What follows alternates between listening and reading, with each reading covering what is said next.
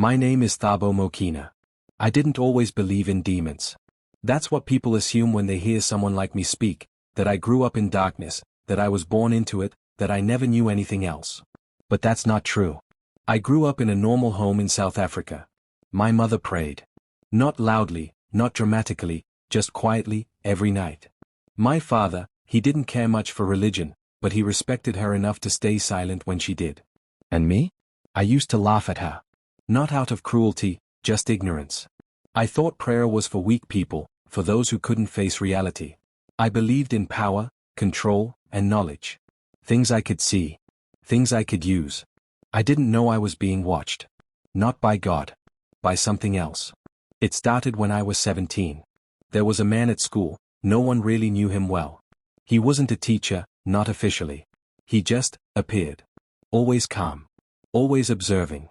He spoke to me one afternoon after everyone had gone home. "You don't belong here," he said. I remember laughing. And where do I belong? He smiled in a way that made my skin crawl, but also intrigued me. With people who understand what you're capable of. That sentence changed everything. He didn't explain anything else that day. Just gave me an address. Told me to come at night. I went. Of course I went. Curiosity is a dangerous thing. The house was quiet when I arrived. Too quiet. No lights except one dim glow from inside. When I knocked, the door opened immediately, like someone had been waiting behind it. There were others inside. Different ages. Different backgrounds. But they all had the same look in their eyes, like they knew something I didn't. That night, nothing evil happened. That's how it begins. They talked about knowledge. Hidden truths. Power that religion keeps from people. They made it sound intellectual. Enlightening. Almost noble. And slowly, I became part of it. Weeks turned into months. Months into years. They taught me rituals, but not the kind you see in movies. No screaming, no chaos. Everything was controlled. Intentional. Precise. We didn't call it worship. We called it alignment. I learned how to meditate in ways that opened doors. I learned how to influence people, subtly at first, then more directly. I learned how to feel energy, manipulate it, direct it. And it worked. That's the part people don't want to hear. It worked. I got things I wanted. Opportunities. Influence. Money. People who once ignored me suddenly respected me. Feared me, even. And fear is addictive. But with every step forward, something else was happening. Something I didn't understand at first. I stopped dreaming. Or rather, I stopped having normal dreams. Instead, I would wake up at exactly 3 a.m. every night. No alarm. No reason. Just awake. And there would be a presence in the room. Not visible, but undeniable. Watching. Waiting. At first, I thought it was part of the process. A sign I was progressing. That I was becoming more aware. But then, it started speaking. Not with words. With impressions. Thoughts that weren't mine. Go deeper. Give more. Don't stop now. And I listened. Because by then, I was already in too deep. There was one night, I still remember it like it's happening now, when everything shifted. They called it an initiation. But it wasn't like the others. This one required something personal. A sacrifice. No, not what you're thinking. Not blood. Not violence. Something worse. They asked me to renounce every protection I had ever known. Including my mother's prayers. I laughed when they said it. I told them I didn't believe those prayers ever did anything anyway. But they insisted. It's not about belief, the leader said. It's about permission. That word stuck with me. Permission. That night, I said things I didn't fully understand. Words that felt heavy in my mouth. Final. And the moment I finished, something entered. I don't know how else to describe it. It wasn't dramatic. No lightning, no voices shouting. Just a sudden weight inside my chest. Like something had taken a seat where I used to be. And for the first time in my life, I felt fear. Real fear. But I buried it. Because the next day, everything was better than ever. My life accelerated. Doors opened faster. People responded to me differently. I didn't just influence situations, I controlled them. Or at least, that's what I thought. Because here's the truth no one tells you. You think you're in control. Until you try to stop. It happened gradually. Small things at first. I couldn't skip rituals. Even when I was tired, even when I didn't want to, I felt a pressure inside me, like something squeezing my chest until I obeyed. Then it got worse. I started losing time. Hours I couldn't account for. Conversations I didn't remember having. Decisions I didn't recall making. And people began to avoid me. Not out of respect anymore. Out of discomfort. Fear had changed. It wasn't admiration anymore.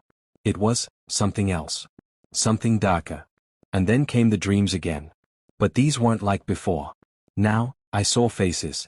Twisted. Angry. Watching me from a distance I couldn't measure. And every time I tried to wake up, something would hold me there. Not physically. But mentally. Like my mind wasn't entirely mine anymore. That's when I knew. I had crossed a line.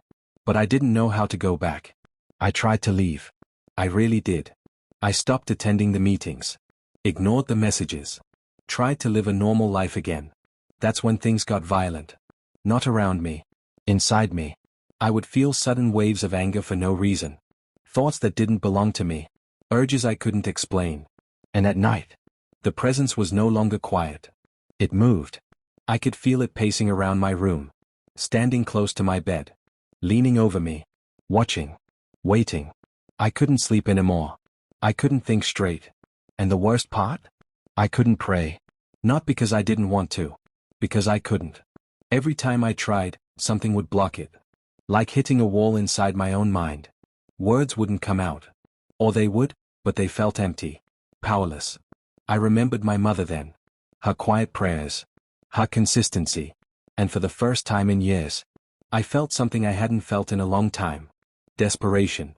So I went to see her. I didn't tell her everything. I couldn't. But she looked at me, really looked at me, and I saw something in her eyes. She knew. Maybe not the details. But she knew something was wrong. That night, she said something that confused me. Read Psalm 35, she said. I almost laughed. Out of everything she could have said, that?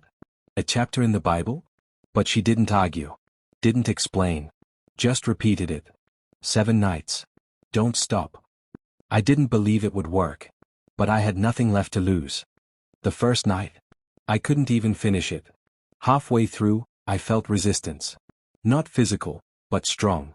Like trying to push through thick air. My head started pounding. My chest tightened. And that presence. It reacted. For the first time, it wasn't calm. It was agitated. I stopped reading.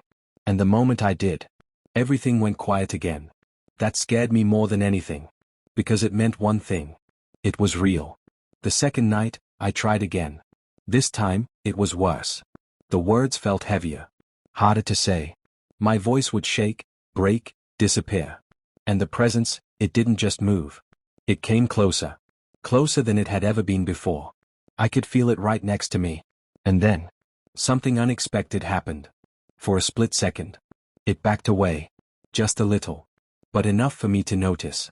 That's when curiosity replaced fear. Why would it react like that? Why would words affect it? The third night, I pushed harder. I forced myself to read every line. Even when my body resisted. Even when my mind screamed at me to stop. And that's when things started to change. Not outside. Inside. The thoughts that weren't mine began to weaken.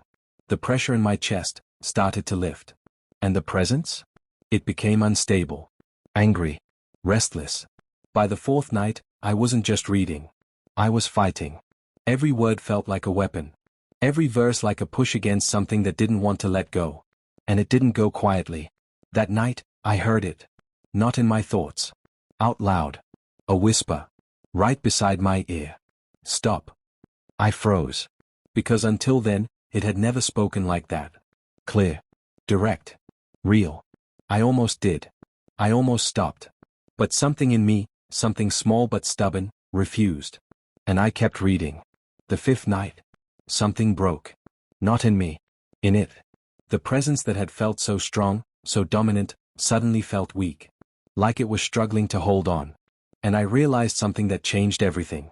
It had power. But not absolute power. The sixth night, I wasn't afraid anymore. I was angry. At myself. At what I had allowed. At what I had become. And I read Psalm 35 like I meant it. Not perfectly. Not like a preacher. But honestly, and that's when I felt it. A shift. A presence. Different from the one that had been tormenting me. This one didn't feel heavy. It felt calm. Strong. Steady. The seventh night. I didn't hesitate. I didn't doubt. I read it from beginning to end. And when I finished, the room was silent. Completely silent. For the first time in years, I felt alone. But not in a bad way. In a free way. Like something had finally let go. I wish I could tell you everything ended there. That my life became perfect overnight. It didn't. There were consequences. There were things I had to face. Damage I had to undo. Parts of myself I had to rebuild. But that presence? It never came back. And that's what people don't understand. It wasn't just about reading words. It was about persistence. Resistance. Refusing to stop even when everything inside you tells you to. Because what I was part of, what I gave myself to, it's real. And it doesn't let go easily. But it's not stronger than everything. I'm telling you this because I lived it. Because I know what it feels like to think you're too far gone. Too deep. Too lost. You're not. But there's something you need to understand. Because what happened on the seventh night wasn't the end. It was just the beginning of something I wasn't prepared for. And what came after that is something most people never talk about. And what happened after the seventh night was worse than everything before it. Not because the darkness came back, but because I realized it had never fully left. For 3 days after that final night, everything felt normal. Too normal. I slept peacefully. No waking at 3 a.m. No presence in the room. No whispers. No pressure in my chest. Even my thoughts felt clear, like someone had cleaned out a space inside my mind that had been crowded for years. I should have been relieved. Instead, I was uneasy. Because when you've lived in constant tension for so long, peace doesn't feel safe. It feels suspicious. On the fourth day, I went outside. Just a simple walk. Sunlight. People moving around. Cars passing. Life continuing like nothing had ever happened. And that's when I noticed it. People were looking at me again. But not the way they used to. Before, when I was deep in it, people avoided my eyes. They kept their distance without knowing why. There was something about me that made them uncomfortable. Now? They were staring. Not in fear. In recognition. Like they could suddenly see me again. And that's when it hit me. Whatever had been inside me had been visible. Not physically, but spiritually. And now it was gone. Or at least, something had changed. That realization should have given me hope. But instead, it opened a new question I wasn't ready for.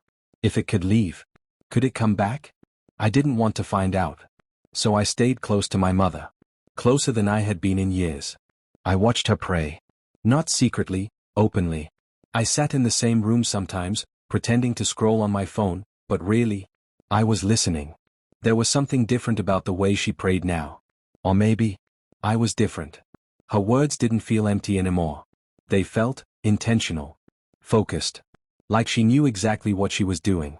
And one night, I finally asked her, "How did you know?" She didn't look surprised. She didn't even look at me right away. She just said, quietly, "A mother knows when her child is not alone." That sentence stayed with me. Because she didn't say when something is wrong. She said when her child is not alone. Like she understood something I hadn't fully accepted yet. That what I had experienced wasn't just psychological. It wasn't stress. It wasn't imagination. It was presence. And presence doesn't just disappear without consequence. That same night, things shifted again. But this time, it wasn't violent. It was subtle. I went to bed early. No fear, no hesitation. Just tired. And for the first time in a long time, I dreamed. But it wasn't like the dreams before. There were no shadows. No distorted faces. No pressure holding me in place. Instead, I was standing in a place I didn't recognize. Open. Vast. Quiet. And in the distance, there was a figure. I couldn't see the face. But I knew. I wasn't afraid. Not even a little. The figure didn't move. Didn't speak. Just stood there. And then, I heard something. Not from the figure. From behind me. A whisper. Soft. Familiar. "You think it's over?" I turned. Nothing was there. But the moment I did, the entire atmosphere changed. The calm disappeared. The air became heavy again. Not as strong as before. but present. And that's when I woke up. 3 a.m. Again. I sat up immediately. Heart racing. Room dark. And for a few seconds, nothing happened. Then I felt it. Not inside me this time. Around me. Faint.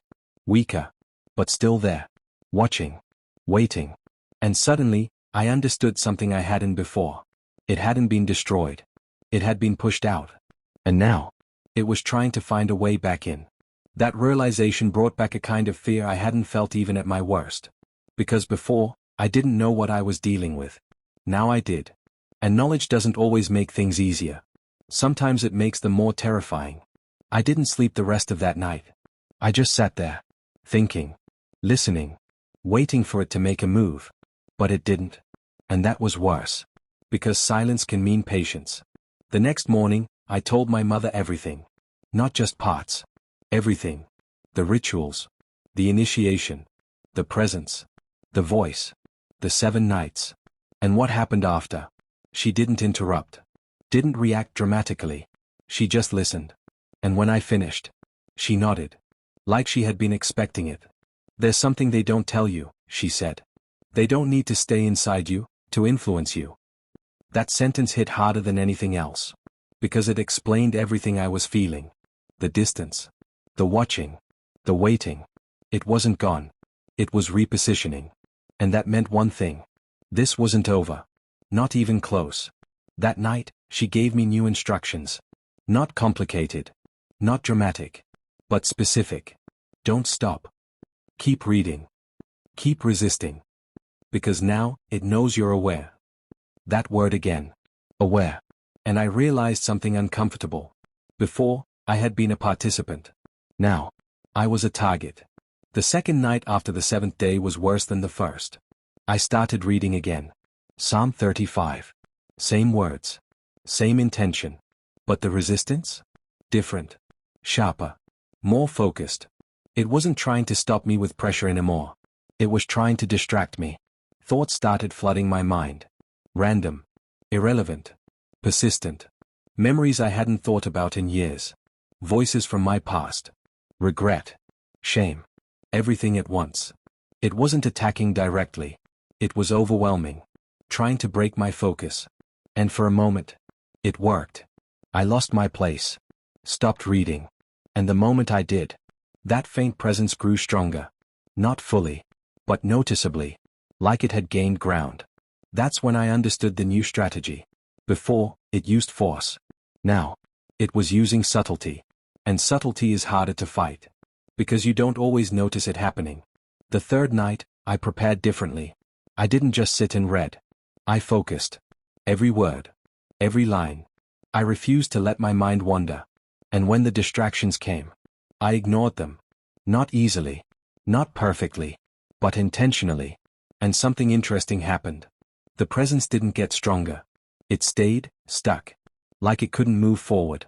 That's when I realized. It needed permission again. Not spoken this time. But mental. Emotional. Attention. The moment I engaged with the distractions, I was giving it space. And space was all it needed. The fourth night, it changed tactics again. No distractions. No thoughts. Just silence. Heavy silence. And then, that voice. Clear. Right beside me. You don't belong to that anymore. It sounded calm. Almost reasonable. And for a split second, I hesitated. Because technically, it was right. I didn't belong there anymore. But something about the way it said it felt wrong.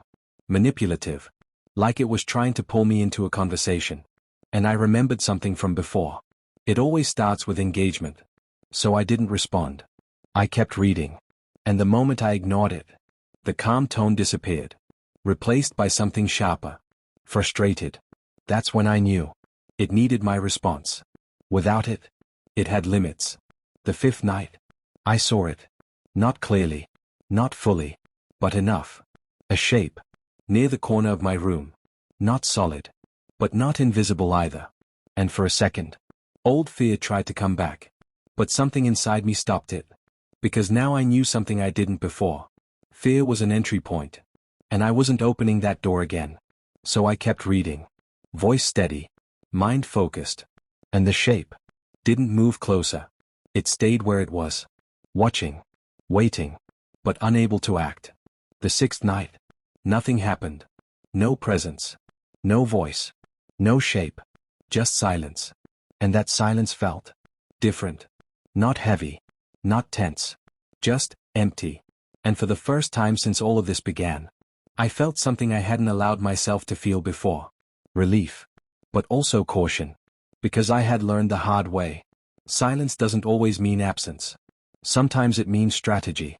The seventh night after the original 7. I read again. Same words. Same intention. But this time, there was no resistance. None. It felt easy. Too easy. And when I finished, I didn't feel watched. I didn't feel pressured. I didn't feel anything. Just stillness. And then something happened I didn't expect. Not fear. Not a presence. A realization. Deep. Clear. Unavoidable. It wasn't just about getting rid of something. It was about not going back. Because that's the part no one tells you. Freedom isn't just release. It's responsibility. And the moment you forget that, the door opens again. I wish I could tell you that was the end. That everything stayed quiet. That nothing ever tried to return. But that wouldn't be the truth. Because even now, there are moments. Small ones. Subtle ones. Where I feel it. Not close. Not strong. But present. Like something still watching from a distance. Waiting for weakness. Waiting for distraction. Waiting for permission. And that's why I'm telling you this. Not to scare you. But to warn you. Because what I was part of doesn't need your full commitment. It just needs your curiosity. Your attention. Your silence. And once it finds a way in, it doesn't let go easily. But here's what matters. It can be resisted. Not perfectly. Not instantly. But consistently. Because what I discovered in those nights was something I never expected. Something stronger than everything I had experienced before. Not louder. Not more aggressive. But steady. Unshakable. And impossible to manipulate. And whatever that was. Whatever stood behind those words I read. Whatever pushed back when everything else tried to hold on. It didn't just remove something. It replaced it. And that's the part most people don't understand. You don't just get free. You become guarded. But only if you stay aware. Because the moment you relax too much, the moment you assume it's all over, that's when it tries again. And next time, it won't come the same way. It learns. It adapts. It waits. And if you're not careful, you won't even realize it's happening until you're already back where you started. Or worse. Further. That's why I still read it. Not out of fear. But out of understanding. Because I know what happens when you stop. I've seen what waits in the silence. And I know exactly how close I came to not coming back at all. So if you're listening to this, if something feels off, if you've noticed things you can't explain, don't ignore it. Because ignoring it is how it begins. And what you think is small now can become something you won't be able to control later. I didn't believe that once. I thought I was in control. I thought I understood what I was dealing with. I was wrong. And if there's one thing I want you to take from this, it's this. The most dangerous moment is the one where you think you're safe enough to stop paying attention. Because that's exactly when it starts paying attention to you. And if you think what I've told you so far is the worst part, then you don't understand how this works yet. Because what comes after freedom is not peace. It's testing. And testing doesn't come the way you expect. It doesn't come with shadows in the corner of your room or voices in the dark, at least, not anymore. It comes in ways that look normal, harmless, even familiar. That's how it almost got me again. It started about 2 weeks after that second set of 7 nights. Life had stabilized. I was sleeping normally, eating better, thinking clearly. I even started going out again, small things at first. Visiting friends I had pushed away. Walking into places I hadn't stepped into for months. Everything felt like it was rebuilding. Slowly. Carefully. And I let myself believe, maybe it was really over. That belief? That was the first mistake. Because the moment you start thinking in terms of over, you stop preparing for what's next. And what came next didn't look like darkness. It looked like opportunity. One afternoon, I got a message. A number I didn't recognize. No name. No introduction. Just one sentence. I heard you stepped away. My chest tightened immediately. Not because of fear, but recognition. That tone. That calm, direct way of speaking. It was from them. Or at least, connected to them. I didn't reply. I deleted the message. Blocked the number. Simple. Clean. Done. Or so I thought. That night, nothing happened. No presence. No voice. No disturbance. Just silence. And for some reason, that silence bothered me more than anything else. Because before, silence meant they were preparing something. The next day, I got another message. Different number. Same tone. You don't have to respond. Just listen. I felt anger rise in me. Not fear. Not curiosity. Anger. Because now I understood what they were doing.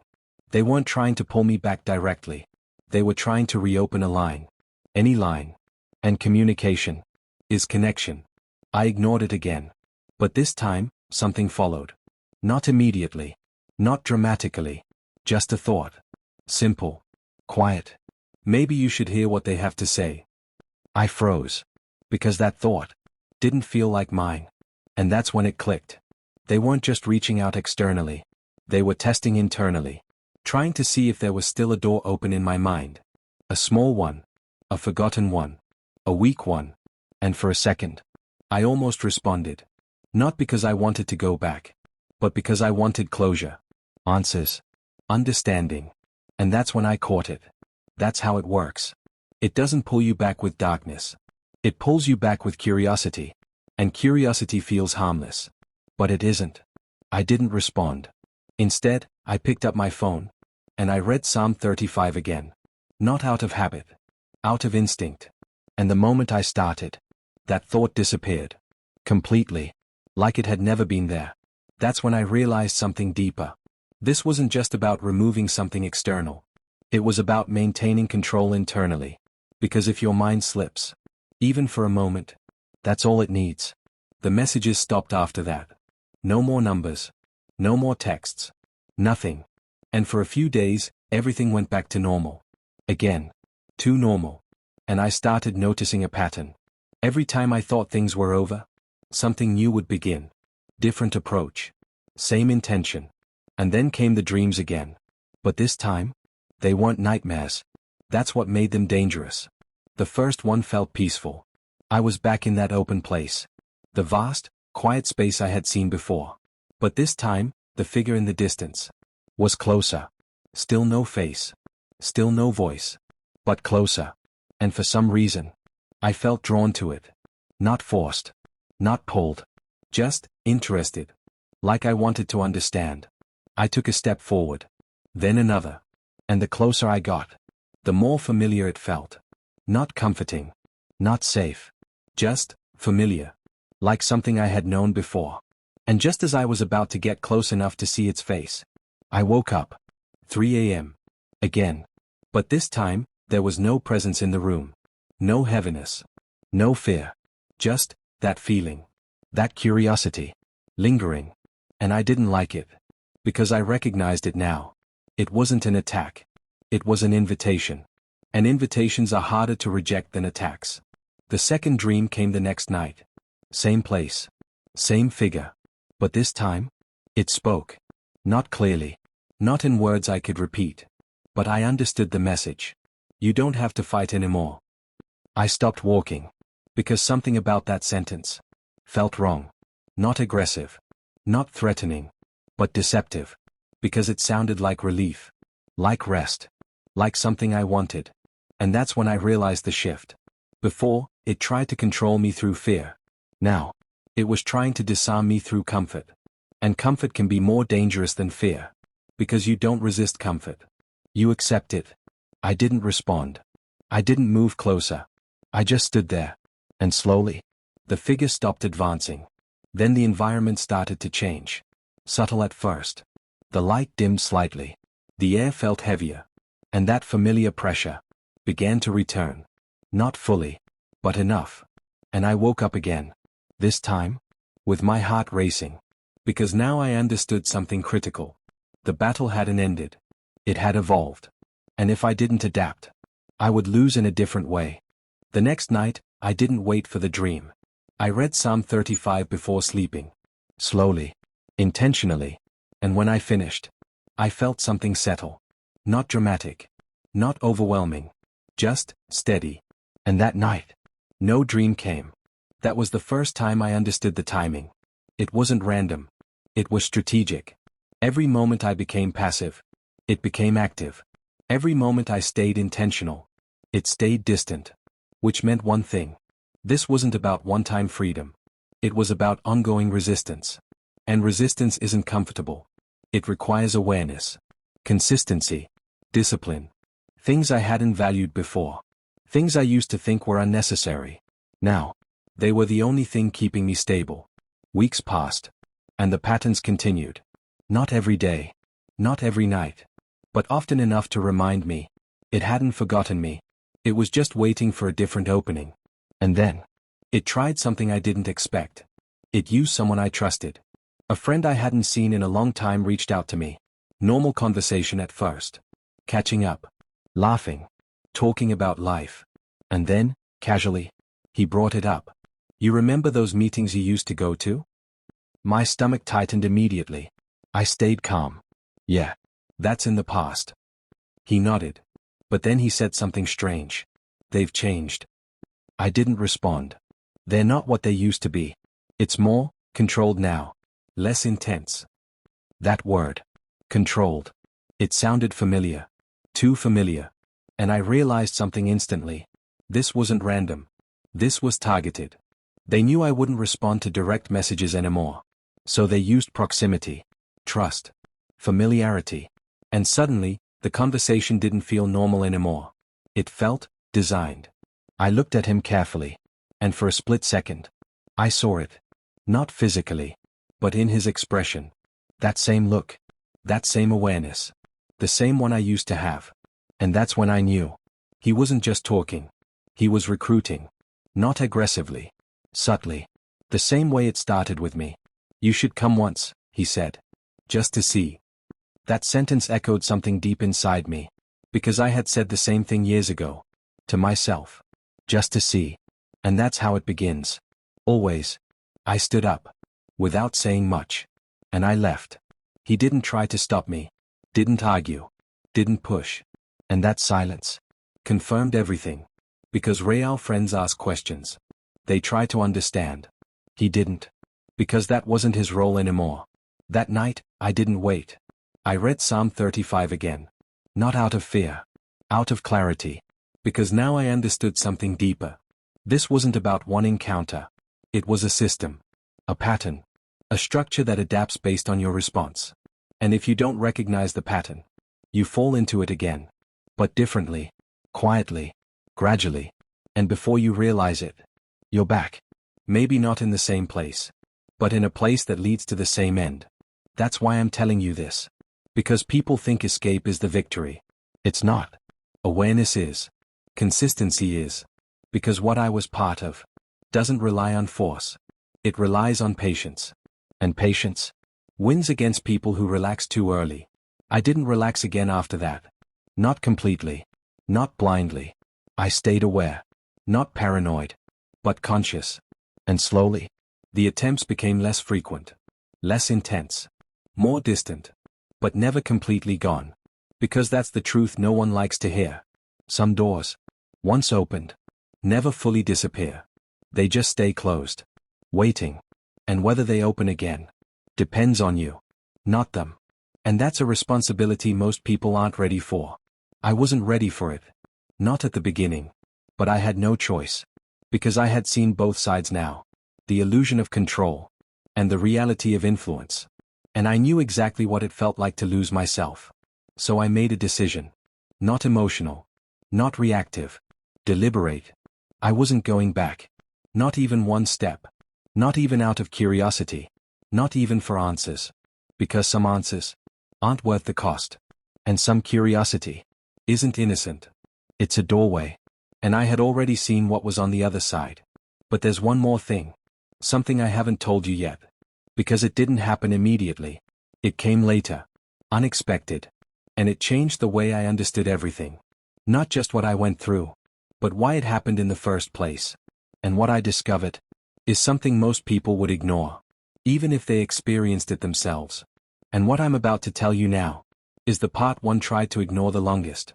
Not because it was the most frightening, but because it forced me to question everything I thought I understood, even after everything I had already been through. You see, up to this point, I believed something simple. There was darkness. There was resistance. And there was a way out. Clean. Clear. Defined. But what came next blurred all of that. It started quietly. Almost unnoticeable. A shift, not in my surroundings, but in my awareness. At first, I thought I was just becoming more sensitive. More alert. Like my mind had been trained to notice things I used to ignore. Small things. The way a room felt when I entered it. The way certain conversations carried weight beyond the words being spoken. The way silence sometimes felt louder than noise. But then it started getting specific. Too specific to ignore. One evening, I was sitting alone in my room. Nothing unusual. Just resting. Phone in my hand. No music. No distractions. And suddenly, I felt it. Not a presence like before. Not external. Internal. But not invasive. Just there. Like something observing from within my own thoughts. And before you misunderstand, no, it wasn't the same as before. This wasn't heavy. It wasn't dark. It didn't feel like it was trying to take anything. But it also didn't feel like me. And that's what made it unsettling. Because after everything I had gone through, I didn't trust anything that wasn't clearly mine. I sat up immediately. Alert. Focused. Waiting for something to happen. But nothing did. No voice. No pressure. No movement. Just that awareness. Quiet. Still. Present. And then it faded. Just like that. Like it had never been there. I told myself it was nothing. Just my mind adjusting. Recovering. Trying to recalibrate after everything it had experienced. But deep down, I knew better. Because this felt intentional. And intention always means something. The next few days were normal. Again. But this time, I didn't relax. I stayed observant. Careful. Measured. And then it happened again. But differently. I was in a crowded place this time. Voices everywhere. People moving around. Distractions on every side. And in the middle of all that noise, I felt it again. That same awareness. But stronger. Clearer. And this time, it came with something else. A thought. Not like the intrusive ones from before. Not chaotic. Not overwhelming. Just one. Simple. Precise. Pay attention. I froze. Because that wasn't my thought. But it also didn't feel forced. It didn't push. It didn't demand. It just existed. And for a moment, I didn't know how to respond. Because everything I had learned so far taught me to resist anything that wasn't clearly my own. But this didn't feel like something to resist. It felt like something to consider. And that confusion was new. I didn't act on it. I didn't respond. I just stayed still.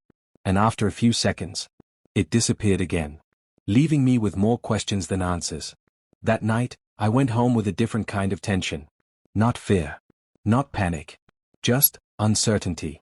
Because for the first time since all of this started, I couldn't clearly identify what I was dealing with. And uncertainty can be just as dangerous as fear. Because it makes you hesitate.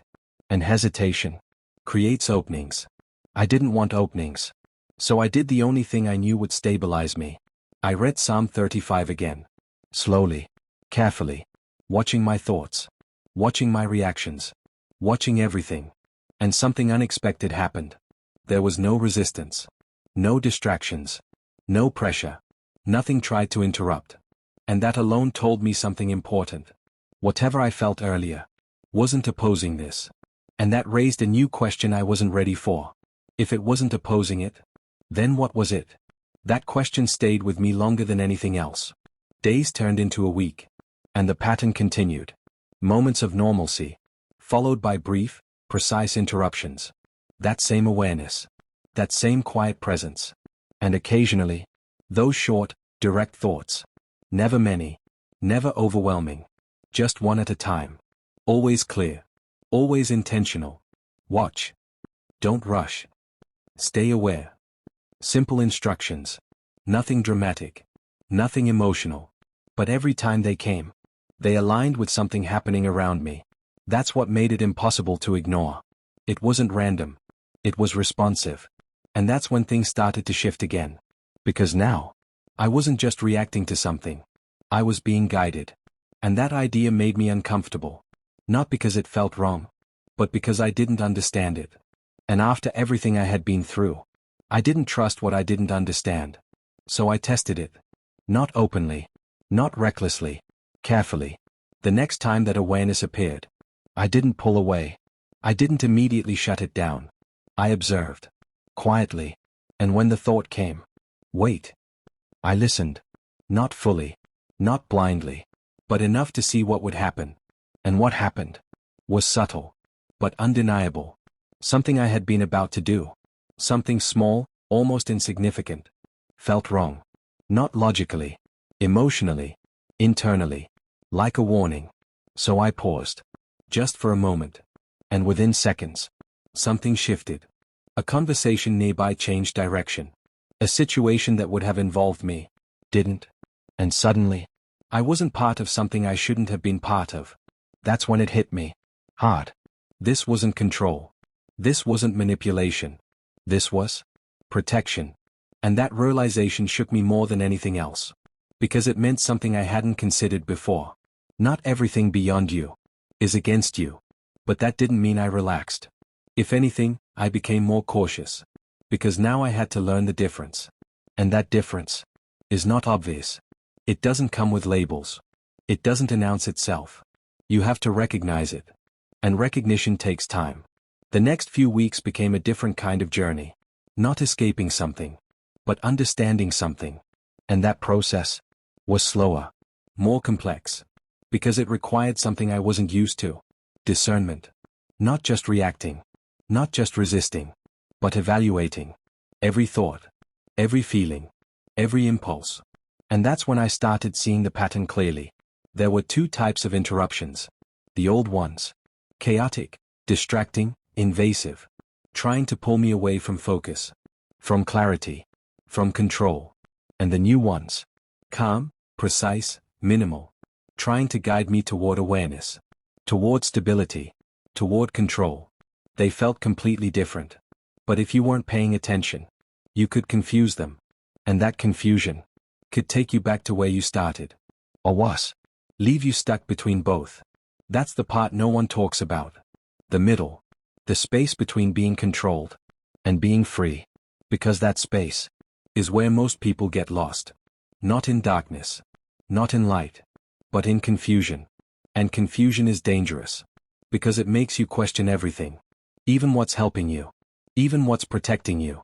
I almost made that mistake. There was one moment. One specific moment. Where everything nearly collapsed again. I was tired. Mentally. Emotionally.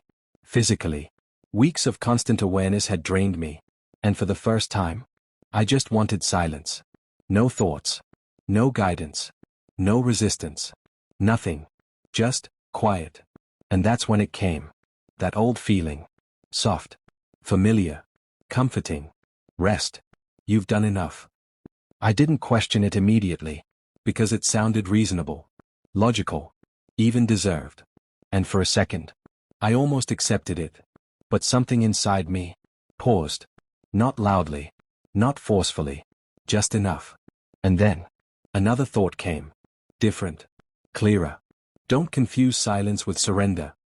That sentence cut through everything. Because it exposed the difference instantly. One was trying to make me stop. The other was reminding me to stay aware. And that's when I realized. Even rest can be used against you. If it leads to carelessness.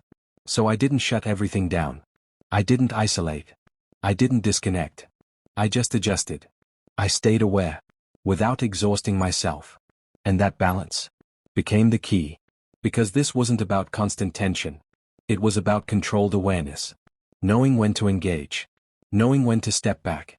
Knowing the difference between peace and vulnerability. That understanding didn't come overnight. It took time. Mistakes. Corrections. Moments of doubt. But slowly, it became clearer. Stronger. More stable. And the more stable I became, the less frequent the interruptions were. Both kinds. The old ones faded. The new ones became quieter, less necessary, because I was learning to maintain it myself. And that's when I understood the final shift. This was never about replacing one control with another. It was about restoring mine. Fully. Completely. Without interference. Without influence. Without dependency. And that realization was the most powerful part of everything. Because for the first time in my life, I wasn't reacting to something. I wasn't being pulled in any direction.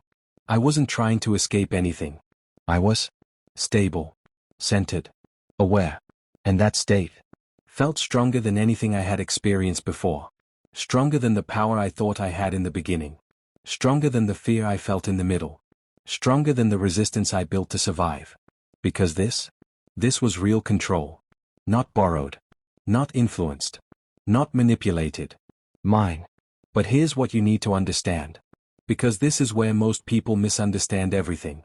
That state doesn't maintain itself automatically. It requires consistency. Not fear. Not obsession. Just awareness. Because the moment you forget, the moment you assume it's permanent, that's when things start to shift again. Not immediately. Not obviously. But gradually. Subtly. And if you're not paying attention, you won't notice until something feels off. And by then, you're already being influenced again. That's why I don't stop. Not out of fear, but out of understanding. Because I know what it feels like to lose control. I know how easily it can happen.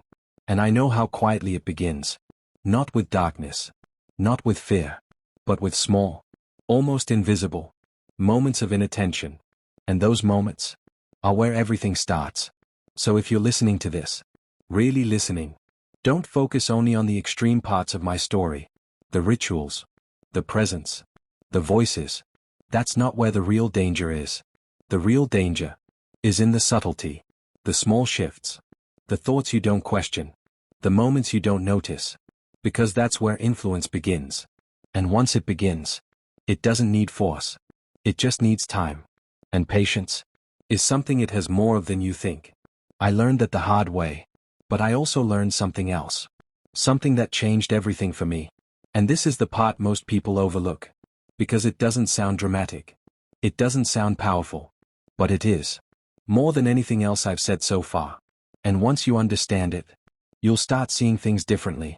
Not just around you, but inside you. Because what I discovered next wasn't about them. It wasn't about what I escaped. It wasn't about what I resisted. It was about something much deeper.